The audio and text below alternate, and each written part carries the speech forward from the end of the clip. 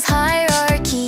It holds configuration for the kernel state and for the applications that you operate. The system replaced the old INI files, arranging the data in a centralized style. The actual files that make it up are called hives, and upon system boot they're read from the drives. A hive is a file, a permanent store that Windows will load to the kernel's core. They're all found in a special system folder like system, slop, rail, drivers, and components. And end-user dat holds a user's own base located within their own profile space. Its structure is made of many nodes called keys, then values with data that the system might need.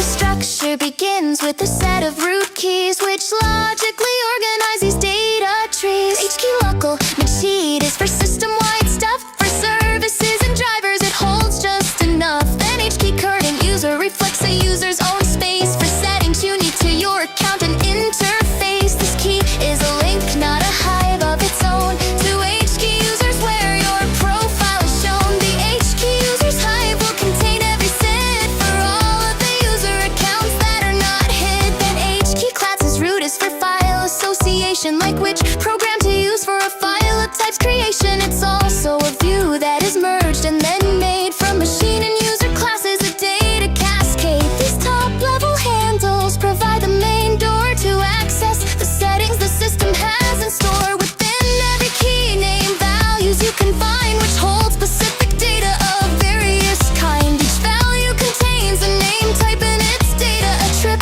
or type structure of key metadata. The types define how the data is stored, a format by which the value can be explored. Rexes holds a string of Unicode text, a simple value you would likely expect. Pretty word is for numbers, 32 bits in size, a common integer that often applies for larger integers where 32 bits won't do.